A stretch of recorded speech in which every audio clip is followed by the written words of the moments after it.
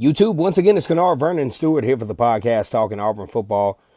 Go ahead and like the video, comment, and subscribe. And as always, it's great to be an Auburn Tiger, War Eagle. Kind of at the heels of the inaugural A-Day game for Brian Harsin, I got a chance to actually look at the game and saw some things that, I can understand why the fan base will be kind of on the edge, but, you got to look at the fact that, one positive thing is the fact that the ones did kind of sort of dominate the twos. That's what you want to see.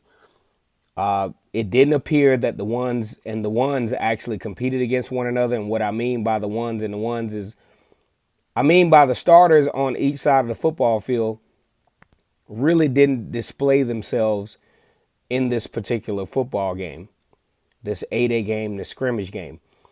But, I was actually looking at some things to where I'm starting to see that Elijah Canion from Chaminade High School out of Florida, same high school that Sean Shivers attended and actually committed to Auburn. Auburn actually tends to have a little pipeline in the state of Florida. They're starting to develop a pipeline in the state of Texas as well, Mississippi as well. I think Brian Harsin is going to continue to build those positive relationships. I really like Brian Harsin, though.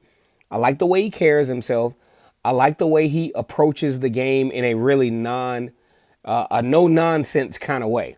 So I'm looking forward to see what his progression is going to be like, coming from Boise State to Auburn. A lot of expectation at Auburn. Auburn winning a national championship in 2010. Arguably should have won the national championship in 2013. Probably should have been given the opportunity to compete for the national championship in 2004. So it's not like he's coming into a dumpster fire type program. Even in the transitional phases of Auburn, you talk about Tommy Tuberville to Gene Chizik. There was, Tommy Tuberville had his dumpster fire last year, the last of his year, and then Gene Chizik having a 7-6 year going into a national championship Auburn Tiger team, and then the following year 8-5, and then just wasn't able to piece together anything positive after that. Then onboarding Gus Malzahn, going to the national championship game his first year. Did not have a losing season, but missed a lot of opportunities to maintain his leverage as coach at Auburn, and that's not worth really mentioning here. But Elijah Canion has really become kind of a name that just keeps popping up. Had a big catch in the Northwestern game. Had a really nice, pitch and catch with Bo Nix in the A-Day game. The Auburn wide receivers obviously on the spot right now. I think they, really have a lot of talent. And here's another thing.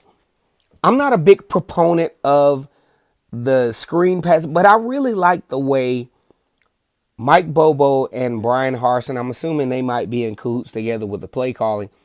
I really like the play design of the screens now, the vertical passing game. I like the fact that they are utilizing the tight ends now. I'm going to be a little bit more thorough in a video talking about the wide receivers because there's some guys missing. Xavion Capers was actually missing. And I really like the fact that Javaris Johnson was on the scene. J.J. Evans did not get a chance to participate in spring football. So there's a lot of guys actually missing from this puzzle. And I don't think a lot of fans take that into consideration. We're going to do some more videos tomorrow. Might do some appearances on other channels in the next couple of days. Really love the fanfare and the camaraderie here on Vernon Speak Sports. Auburn approaching 4,300 subscribers. Go ahead and smash the like button for sure. Or dislike button. I get some dislikes here and there, especially when I talk about Bo Nix. That's when the dislikes really amp up. Share the video if you could. to any of the social media outlets that you choose to. But most importantly, subscribe to the channel. As always, it's great to be an Auburn Tiger, War Eagle.